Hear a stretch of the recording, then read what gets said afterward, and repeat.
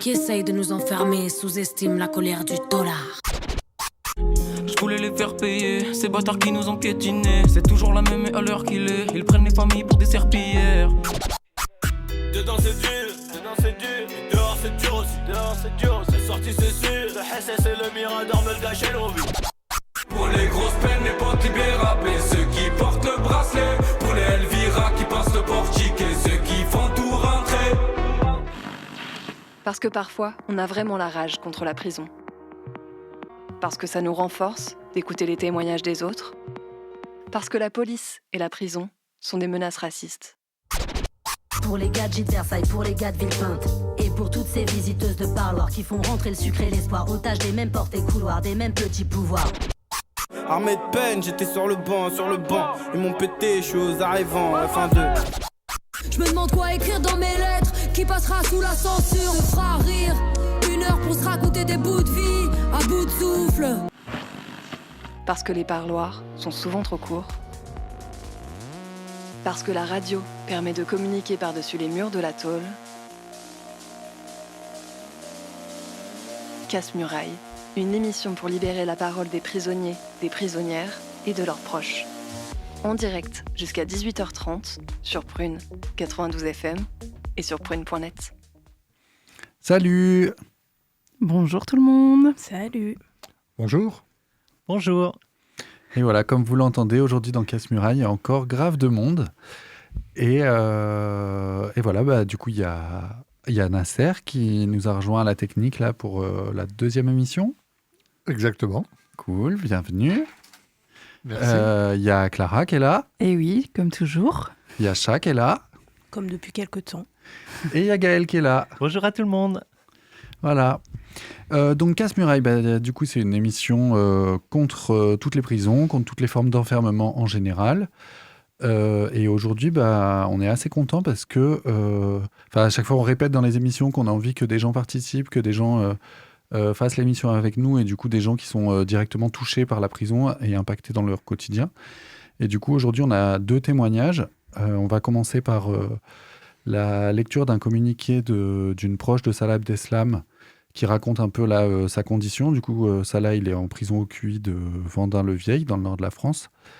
Et il va nous raconter ça. Et puis après, il y a Youssef, qui est quelqu'un qui a été expulsé vers le Maroc en avril 2025, qui, du coup, après être passé par l'ECRA notamment, et du coup, qui raconte un peu son parcours et ce truc d'expulsion et tout, quoi. Carrément. Voilà. Et peut-être qu'on peut commencer l'émission par écouter le communiqué. Ouais. En tant que proche de Salah Abdeslam, prisonnier au quartier d'isolement du centre pénitentiaire de Vendin-le-Vieil, je prends la parole aujourd'hui pour dénoncer une situation qui interroge profondément l'état de droit. Concernant Salah, 2 décisions de justice ne sont pas respectées par l'administration. La première, elle émane des tribunaux belges qui n'autorisaient pas l'extradition de Salah en France car il y risquait un traitement dégradant et inhumain et un non-respect du droit au maintien des liens familiaux. Malgré une confirmation par la Cour d'appel belge, Éric Dupond-Moretti, alors ministre de la Justice, a obtenu son transfert dans les prisons françaises pour qu'il y purge sa peine de perpétuité réelle. En 10 ans de détention, aucun incident disciplinaire majeur n'est à relever. Ni agression, ni tentative d'évasion. Malgré cela, ses droits fondamentaux sont restreints. Maintien du lien familial entravé, hygiaphone imposé, absence d'accès aux unités de vie familiale. En juillet 2025, l'administration pénitentiaire a profité de l'ouverture du QLCO à Vendin-le-Vieil pour doter tous ses parloirs de vitres et hygiaphones, fixes pour le QLCO et amovibles pour les parloirs du QI. Ce qui lui a permis d'appliquer cette mesure arbitrairement à d'autres prisonniers, dont ceux du QI. C'est comme ça que, en novembre 2025, Salah s'est retrouvé avec une vitre le séparant de ses proches au parloir. C'est là qu'intervient la seconde décision de justice. Le 1er avril, le tribunal administratif de Lille a ordonné la fin immédiate de l'hygiaphone au parloir, estimant que cette mesure était une atteinte disproportionnée à ses droits. Lors de la visite suivante, les surveillants, qui conduisent Salah au parloir à 7 et en gestion équipée, refusent pourtant d'ouvrir la vitre en toute connaissance de la décision de justice. L'avocat de Salah Abdeslam a alors de nouveau saisi le tribunal administratif pour demander une astreinte pour faire appliquer le retrait de la vitre. Le 11 avril, date du second parloir suivant la décision du tribunal administratif de Lille, sa mère et sa sœur sont arrêtées par des services antiterroristes en venant au parloir. Fouillées, menottées et placées en garde à vue en région parisienne. La mère est transférée les yeux bandés. Résultat, elles ressortent libres sans aucune poursuite. Cette nouvelle enquête semble tomber à point pour constituer un fameux élément nouveau de nature à justifier une nouvelle mesure, le maintien du plexi. Les avocats parlent d'une instrumentalisation de la procédure pour justifier une mesure déjà contestée en justice. La question est simple. Depuis quand l'administration peut-elle choisir quelle décision de justice elle applique ? Nous ne demandons aucun privilège, nous demandons que le droit soit respecté entièrement pour tout le monde. D'abord, pour reprendre l'antenne, on peut remercier cette personne donc proche de Salah Abdeslam de sa confiance et de nous avoir renvoyé ce communiqué pour qu'on le passe dans notre émission de radio. Et puis, je sais pas ce que vous en pensez, mais c'est terrible, quoi. L'administration pénitentiaire se déchaîne vraiment contre lui et lui en fait baver depuis... on le voit, quoi. Ce truc d'essayer de lui remettre l'hygiaphone en profitant de l'ouverture du QLCO et tout, c'est vraiment des mesures qui cherchent à isoler encore plus et à broyer les gens. Donc, c'est terrible. Oui, puis je trouve dans cette manière de vouloir le broyer, lui, c'est une chose... je sais pas, ils en ont fait une figure de monstre et du coup, après, tout est possible. On se rappelle quand même que Salah Abdeslam, c'est le premier prisonnier qui a été filmé 24 heures sur 24 en cellule. Ça a duré 1 an, de son arrestation, du moment où il a été extradé de Belgique vers la France et du coup, sa première année d'incarcération, il a été filmé, il avait 2 caméras en cellule qu'il filmait 24-24. Il a failli quand même craquer et à ce moment-là, une décision du tribunal a dit que qu'en fait c'était une atteinte trop forte à son intégrité psychique et tout et que du coup il fallait suspendre ces mesures-là. Mais du coup depuis ce qu'on voit aussi dans le communiqué et que je trouve terrible, c'est l'acharnement sur ses proches. Et quand même ce truc que même sa daronne, sa sœur, tout ça puisse se retrouver mêlés aux histoires et je sais pas, quand même, transporter de Vendin-le-Vieil, c'est vers Lille, c'est vers Lens. Ouais, c'est à côté de Lens. Voilà, jusqu'en région parisienne, les yeux bandés et tout, alors que, je veux dire, jusqu'à preuve du contraire, sa daronne, elle a jamais mouillé dans quoi que ce soit, quoi. Ouais. On le dit souvent, que la prison, c'est pour les prisonniers, mais c'est aussi pour les proches. Que les proches, ils s'en prennent plein la gueule à travers la prison. Et je pense, dans le cas de Salah Abdeslam, c'est criant que ils essayent de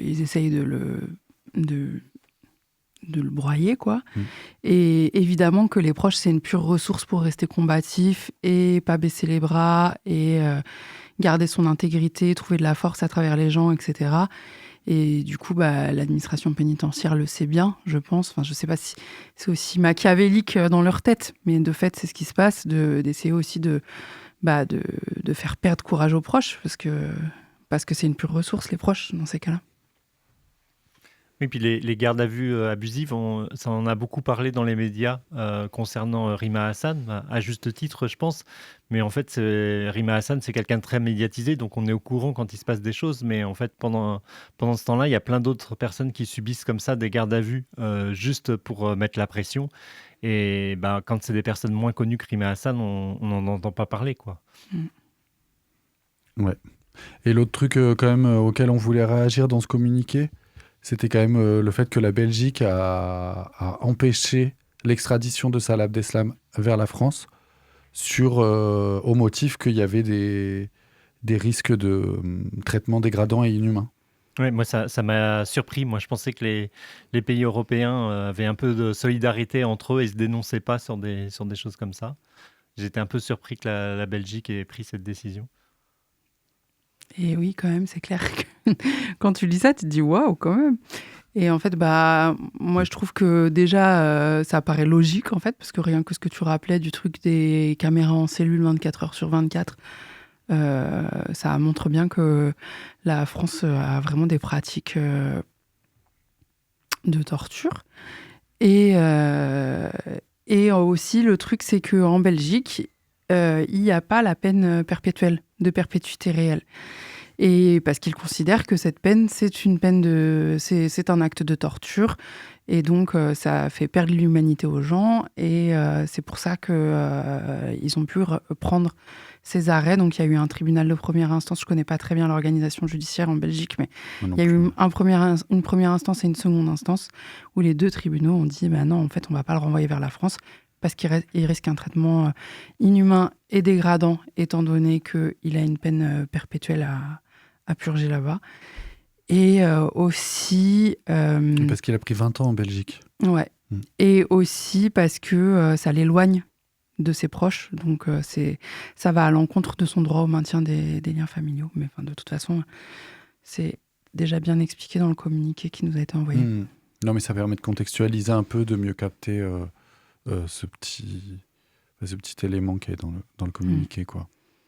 Carrément. Est-ce qu'on a d'autres réactions ? Non, on peut dire que, on remercie encore cette personne de nous avoir contactés, de nous avoir fait confiance, de nous avoir fait passer ce communiqué. Et puis, on leur souhaite de la force à toutes et à tous là, dans cette affaire-là. Et puis, sûrement, on espère en tout cas qu'on pourra continuer à discuter de ça, de suivre un peu ce qui se passe, et puis que l'administration va relâcher un peu sa mâchoire de fer. Casse-muraille, une émission pour libérer la parole des prisonniers, des prisonnières et de leurs proches.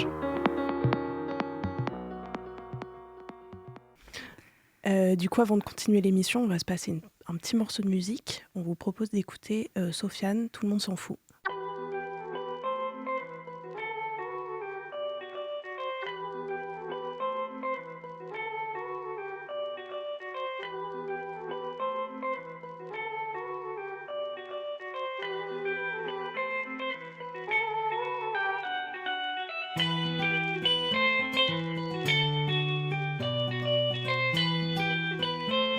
Check. J'ai pris la bande d'arrêt, j'avais pas le temps pour faire la file. Oh, je suis mal entouré, bourré comme la moitié de ma ville. On n'oublie pas l'ADN, on n'oublie pas les douilles. Le diable s'habille en Prada ou comme il veut, je m'en bats les couilles. Hier a tout oublié, demain matin par le mal. Personne ne m'aimait puisque c'est comme ça, j'irai sans vous. Personne te comprendra jamais, dis-leur pas comme t'as mal. N'oublie pas le principal, au fond tout le monde s'en fout. Grandi sous un drapeau pirate, j'allais avec le vent. Oui, mon sang a coulé et puis j'ai fait couler du sang. Y'a du chahut tout le temps, y'a du bouc quand même quand c'est calme. Y'a des bruits qui courent et d'autres qui font démarrer la bécane. Fianzo.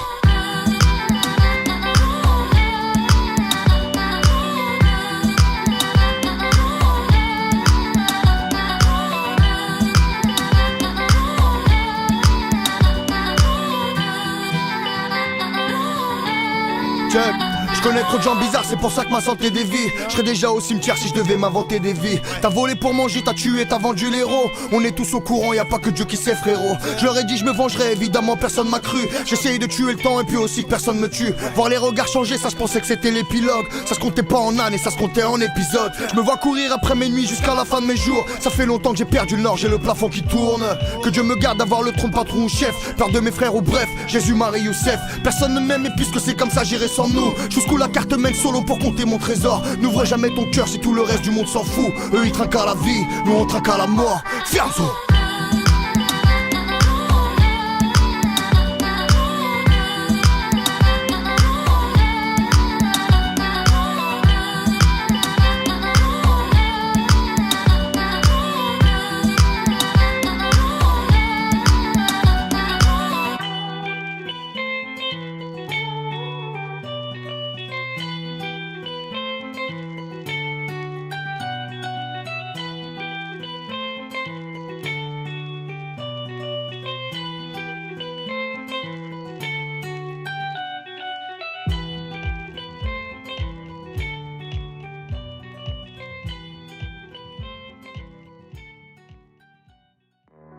Pour partager ton histoire, dénoncer ce que tu affrontes ou tout simplement envoyer de la force à l'intérieur, appel et SMS au 07 82 98 43 59.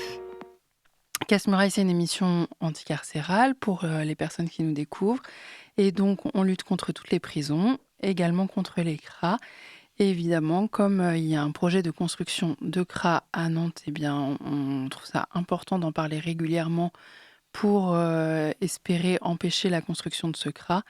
Et donc, on trouve que le témoignage de Youssef est important, puisque les CRA participent donc à la machine à expulser et donc à toute la chaîne qui vient donc délégitimer et rendre très compliqué la vie des personnes à qui l'État français refuse de donner ou de laisser des papiers. Voilà. Bon, bah on l'écoute.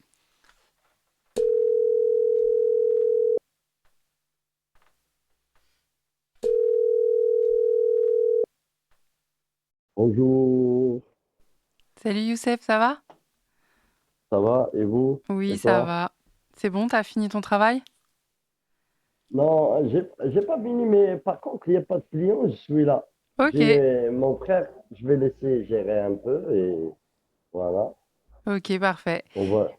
Et bah, on est avec toute l'équipe en studio là. Il y a tout le monde qui t'entend et qui peut te parler, parce qu'on est avec les micros. Salut.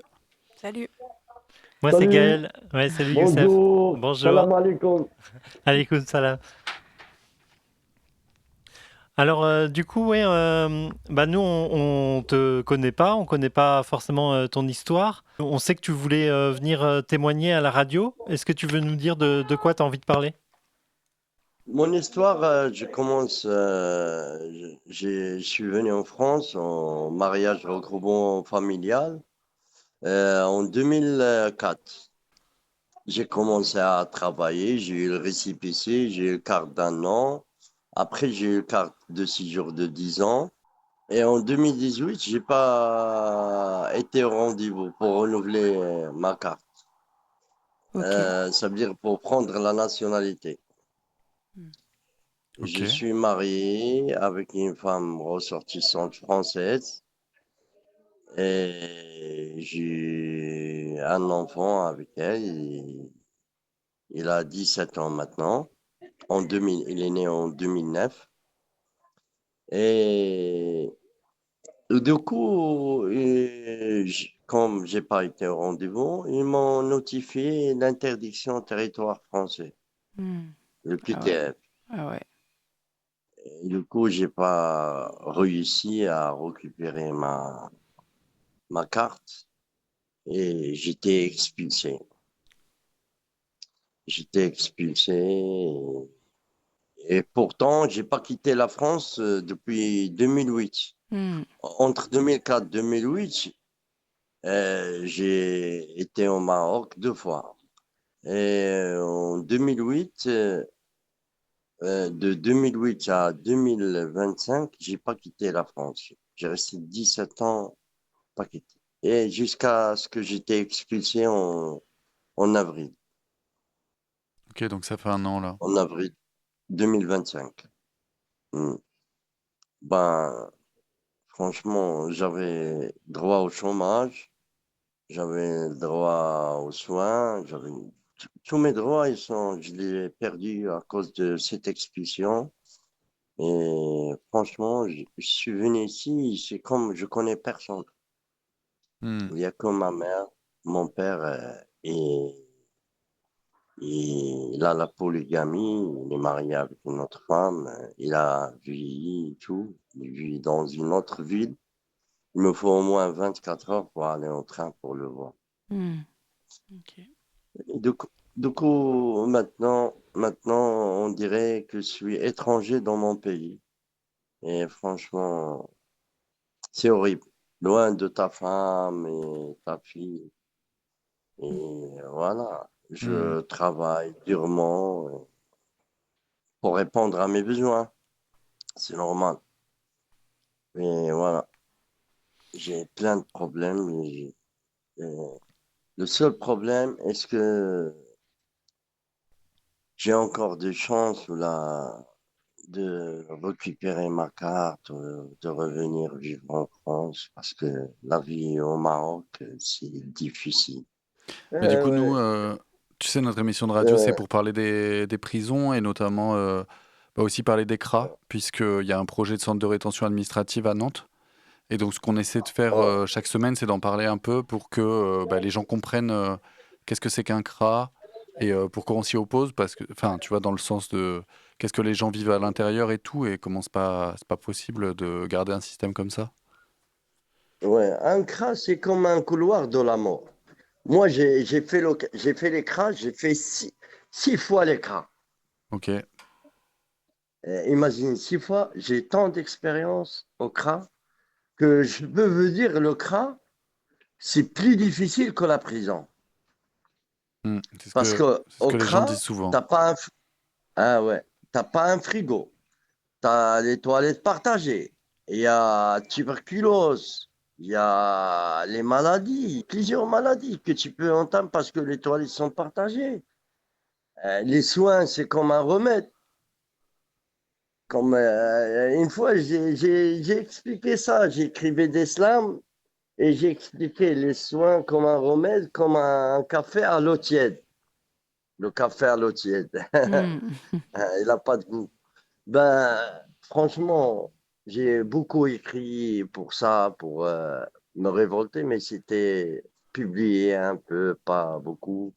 Euh, Dommage. J'explique aussi la gravité des prisons. Tu rentres un petit délinquant, tu ressors un vrai voyou.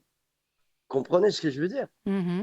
Yani, un système qui améliore pas l'insertion, qui améliore pas l'intégration. Il y a des choses qu'il faut. L'enfermement, ça ramène que à la vengeance, à la haine. C'est ça. C'est vrai ou non? Ouais, c'est vrai. Qu'est-ce que vous pensez? Ah ouais. Mais de mettre des gens dans des trucs pour les former, voilà, pour les former, pour avoir un boulot à la sortie, c'est bien. Oui, mais ça n'a jamais été le but de la franchement, prison. ça n'a jamais été le but, bien sûr. Ça n'a jamais été le but. La prison, c'est un perte d'argent, perte de temps. Les deux. Ouais. L'État, il perd l'argent. Vous savez, comme les difficultés du ministère de la Justice maintenant, de juger les gens, de les ramener aux prisons. Il n'y a que le ministère de l'Intérieur qui en profite. Parce qu'il y a plus de policiers, plus de camions, plus de... Hein? Et toi, tu fais des slams? Ah ouais, j'ai fait des slams. J'ai mon expulsion. Ouais. Et j'ai fait un slam qui est publié au journal Politis. Ok. Avec ma photo. Ah ouais. C'est maintenant que je me pose écrire pour tout vous dire. Et je continue. Et des fois, j'exprime des choses que je ne peux pas parler comme ça. Voilà, j'exprime. À 2 heures du matin, je me réveille et j'écris. Vous comprenez ce que je veux dire? Voilà. Et j'ai dit ce que je vis, la réalité, ce que j'ai vécu. J'étais dans un journal aux prisons, j'écrivais des slams aussi. Maintenant, je perds un peu l'accent et tout, parce que je parle qu'arabe maintenant, c'est normal. Mais le but, que j'ai des choses à transmettre, que je l'écris dans mes slams. Il y en a une centaine chez l'ASFAM. Les murs à l'ASFAM dans les CRA de Vincennes, surtout. Les murs, ils sont pleins d'islam. Voilà. Des slams que tu as écrits? Pleins d'islam. Ouais. Que j'exprime le chagrin, j'exprime ce qu'on vit, le quotidien, l'entassement des gens. Voilà. Pour partager ton histoire, dénoncer ce que tu affrontes ou tout simplement envoyer de la force à l'intérieur, appel et SMS au 07 82 98 43 59. C'est maintenant que je me pose écrire pour tout dire. Chacun le comprend à sa conscience. J'ai toujours la patience Mon mal, c'était pour mon bien. Arriver à mon éloignement pour rien. M'ont forcé à l'avion pour m'offrir une pavillon. L'expulsion augmente la pulsation, la honte de retrouvailles. Comment expliquer les failles? Pire d'être sûr, loin de ta fille et ta belle vie. C'est brusque, me porter bien sans risque. Accompagner ma mère, la seule qui m'a accueilli sur terre. M'accepter comme je suis, mon destin où je le fouille. Une fois dépassé les frontières, dans ta bouche mets une pierre. Va chercher ton pain. Chaque chose a sa fin. Maintenant, j'ai refait mes dents. En traversant ce pont, je peux travailler. Sur ma famille de loin veiller. Las femmes, aidez-moi à votre façon. Sans d'être falsant, je porte bien mon caleçon. Casse-Muraille, une émission pour libérer la parole des prisonniers, des prisonnières et de leurs proches.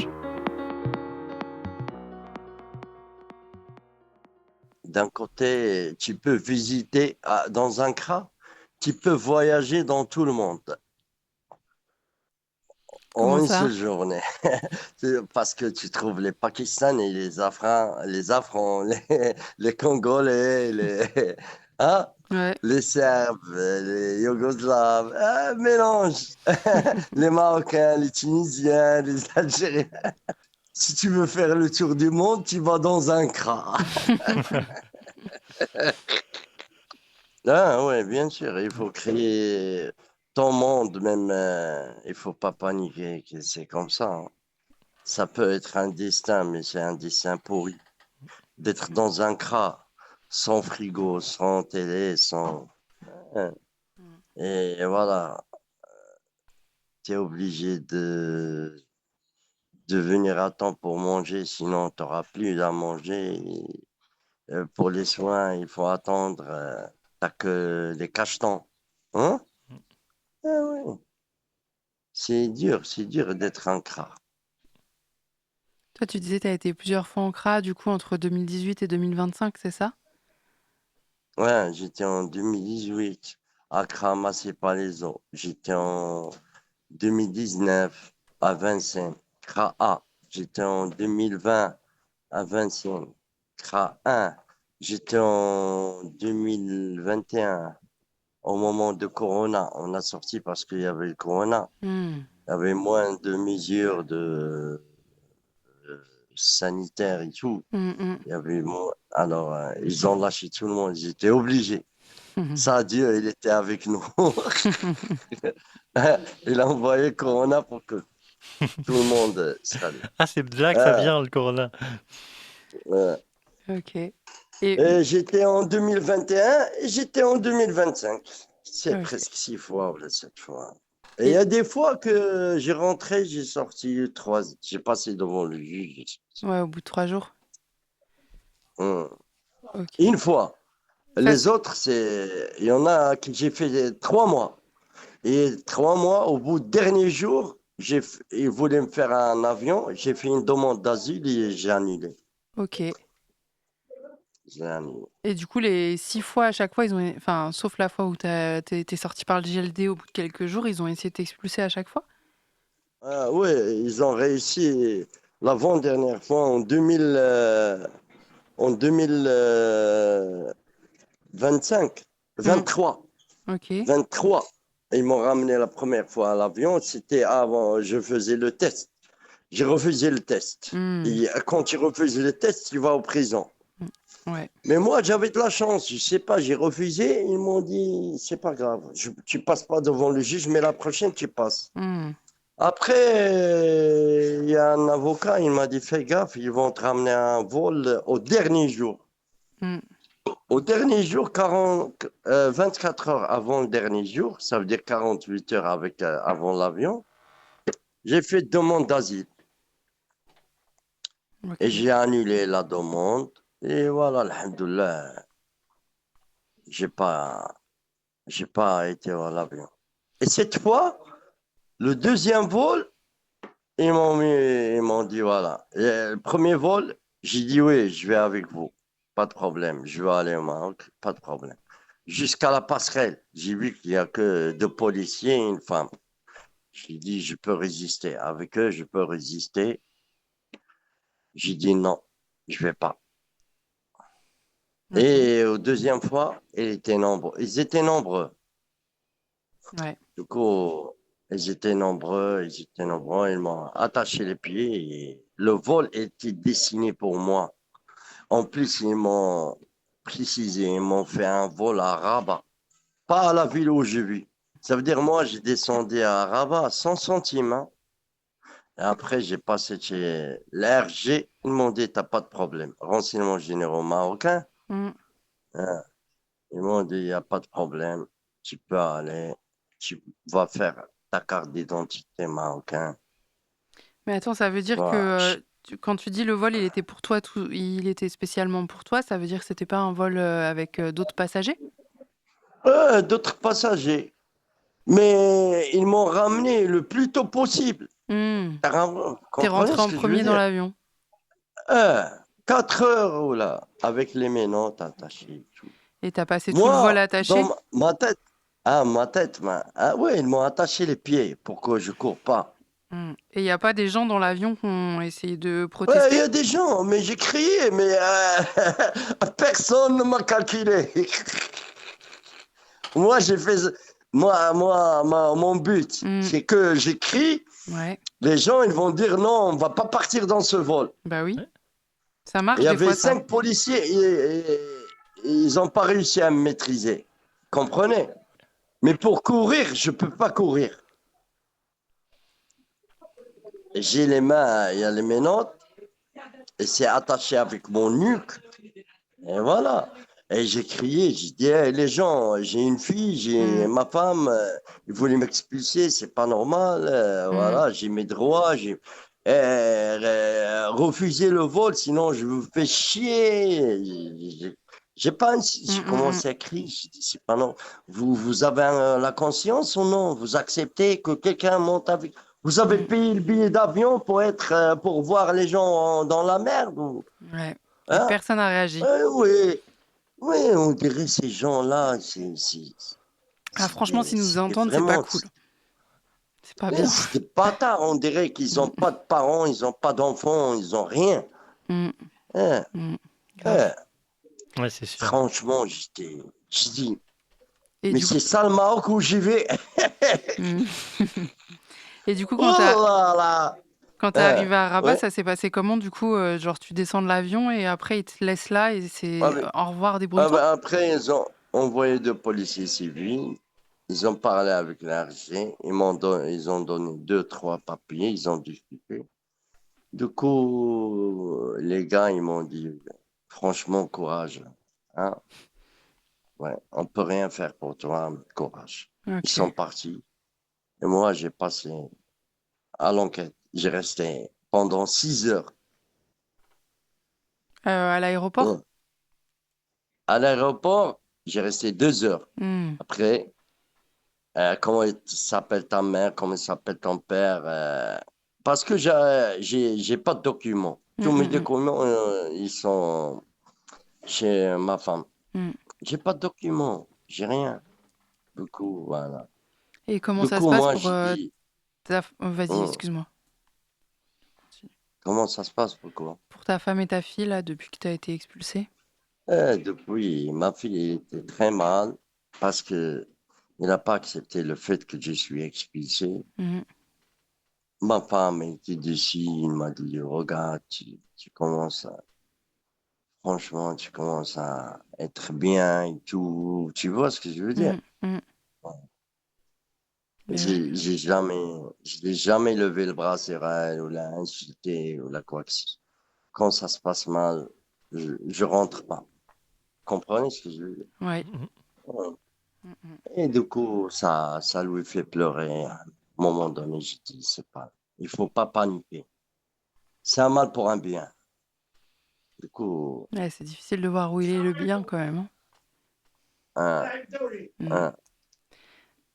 Parce que bah, pour toi, enfin, je veux dire, pour toi, du coup, t'es arraché à ta vie, mais ça veut dire que elle aussi,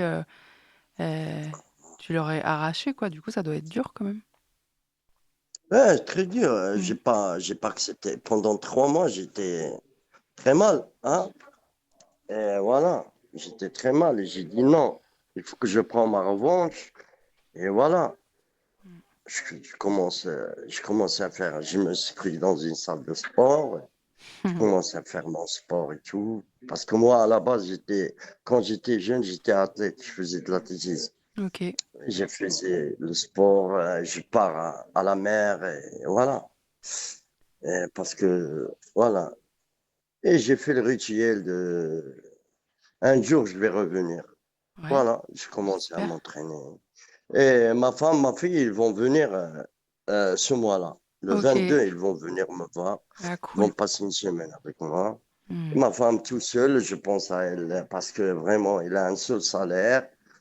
Ma fille, maintenant, elle commence à grandir. Elle dit, il est la première de la classe. Il est C'est au bien. lycée. Hmm.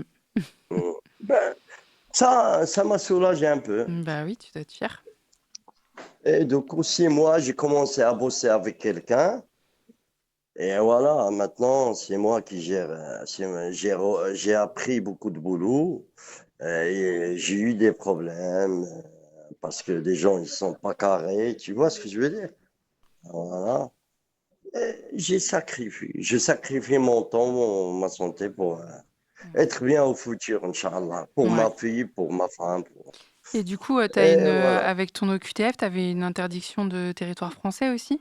Euh, Interdiction en français, IRTF. il est fini en juin. Il est fini en juin 2026. Ok. Ça veut dire que tu vas pouvoir Ouais. essayer de revenir après? Hein? Ah ouais, bien sûr. Je veux pas revenir. Je veux pas revenir à la méthode de n'importe comment. Vous Hmm. comprenez ce que je veux dire? Hmm. Mais si obligé de le faire, je vais le faire, hein. Ouais. Bah, j'espère que tu Comprenez pourras ce que je avoir. veux dire? Oui, oui, oui, je comprends. Ouais. Ouais, ouais. Mais franchement, c'est là que tu te rends compte, la France, c'est un beau pays, c'est un pays de droit. Sauf ce côté d'expulsion et tout, c'est mauvais. Bah oui. Ça, ouais. C'est quelqu'un, il trouve pas la force d'accepter ça. Il va se suicider. Vous comprenez? Il va se suicider. Moi, je dis il n'y a que le foot qui est bon au Maroc. Moi, si tu pars aux hôpitaux, c'est de la merde. Tu pars au travail, ils vont te faire travailler 12 heures pour rien. La vie, il est cher. On dirait en Europe, mais pas les conditions d'Europe. Vous comprenez ce que je veux dire? Les prix, tu t'imagines même pas. Ouais. Moi, c'est la vie que je me rappelle il y a 20 ans. Ça a changé. Non, non. Il y a une seule personne qui peut travailler pour toute sa famille. Ici, même la femme, elle travaille, l'enfant, il travaille, et le monsieur, personne ne répond aux besoins. Franchement, les droits de travail et tout, c'est loin. On est en dessous terre, même pas au niveau de la terre, en dessous. Ah. Oui, bah, c'est pareil ici quand on n'a pas de papier. Ouais, franchement, au moins, là-bas, ça paye. Là-bas, tu peux mettre un peu d'argent de côté. Voilà, voilà, franchement. Là-bas, tu peux aller se soigner et ils te remboursent une partie. Oui, après, c'est normal Ouais. que tout soit, enfin, qu'il y ait plus d'argent et que les choses, elles paraissent plus faciles, puisque Et, la France, elle exploite les autres pays du monde pour avoir de l'argent. ouais, bien sûr, ça, de ce côté-là, il y a l'Arabie Saoudite qui donne l'argent pour les associations. Il y a les ressources que la France, il a piqué aux Africains les diamants, chez nous au Maroc. Voilà, ils t'exigent d'acheter leurs produits. Voilà, beaucoup de choses. Ils ont pris les ressources. Mais pourquoi ils ont pris les ressources? Parce qu'ils n'ont pas trouvé des bonhommes. S'ils trouvent les bonhommes ici, ils ne vont pas rentrer prendre ce qui. Vous comprenez ce que je veux dire? Ouais, mais en même temps, ils avaient beaucoup d'armes Ouais, aussi. non, non, Bonhomme ou pas ouais, bonhomme, si t'as un ouais. fusil sur la tempe, t'as un fusil sur la tempe. Non, mais écoute-moi, s'il te plaît. Hmm. Le budget de la famille royale au Maroc, c'est le budget de. Il n'y a pas d'infrastructure. Tu va à un terrain pour s'entraîner, il n'y a pas les équipements, il n'y a pas d'infrastructure. Les jeunes ici sont perdus, hein. Pire qu'en France. Vous comprenez ce que je veux dire? C'est vrai, la race marocaine, il réussit, mais il faut les mettre les moyens, les conditions. Hein? Il ne faut pas les écraser, leur rendre la vie chère. Vous comprenez ce que je veux dire? Ouais. Ouais. Il y a beaucoup de choses. Il y a une différence, celui qui travaille à la police que celui qui travaille à la sécurité. Oui, Celui qui travaille à la police, il gagne presque 1 000 euros. Celui qui travaille à la sécurité, il gagne 250 euros. Qu'est-ce qu'il va faire? Il va payer le loyer avec ou là? Vous comprenez ce que je veux dire? Oui, carrément. Bah oui, il y a des fortes inégalités, quoi. On est écrasé, on est dans un pays, il y a grande différence. Soit pauvre, soit riche. Il n'y a pas au milieu. Tu ne peux pas être au milieu. Si tu es au milieu, ça veut dire que tu as trop, beaucoup de crédit. Un jour, tu vas. Oh. Ouais, c'est ça. Ouais.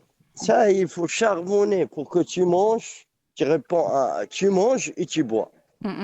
Tu bois. La nourriture, il faut que tu charbonnes. Si tu charbonnes pas, tu vas mettre un matelas dehors et tu vas dormir et ça dépend où tu dors. Et en même temps, en France, c'est un peu pareil, puisque tu nous disais, tu n'as jamais pu bénéficier du chômage, du RSA, etc. Ça veut dire qu'il faut charbonner pour survivre aussi. Moi aussi, c'était bien ma vie au Maroc. Pourquoi je vais en France? Vous comprenez ce que je veux dire? Oui, je comprends. Ouais. Je faisais l'installation, j'étais en installateur GSM, je faisais les antennes et tout. J'ai voyagé au Maroc, je connais le Maroc. Il y a des villes, voilà, c'est. Les gens, ils mangent quoi? La semoule et l'eau chaude. C'est ça leur nourriture. T'imagines? Ouais. La viande, elle est plus chère qu'en France. Le foie, il coûtait 20 euros. Là-bas, il coûtait 5 euros. Ouais, Hein? Et ça pourtant, doit nous, on envoie notre richesse et voilà. Moi, on rentre pas dans la. Sinon, Et sinon, Youssef, je vais rester longtemps au Maroc. Ouais. ouais, merci pour nous avoir raconté tout ça. Nous, on va arriver au bout de cette émission-là. D'accord. Du coup, on va peut-être recouper certains morceaux ou refaire un petit peu de montage. On pourra te montrer après qu'est-ce que ça donne à la fin. Ouais, d'accord, je suis d'accord avec vous. Hein. Et qu'est-ce qu'on peut te souhaiter, du coup? La santé, le moral. Ok. Ça, la santé. Voilà. Merci beaucoup. Voilà. Et un bon séjour avec ta femme et ta fille. Inch'Allah, Inch'Allah, Inch'Allah. Inch'Allah. Moi, je vous souhaite bon courage et je vous en prie. Merci beaucoup à toi, Youssef. Et merci infiniment à vous tous. Courage. Ouais, pour ces courages. Eh ben, on reste en contact et puis à bientôt alors. Au revoir. Inch'Allah, à bientôt. Au revoir. Salut Merci. Youssef. Salut. Casse-Muraille, une émission pour libérer la parole des prisonniers, des prisonnières et de leurs proches.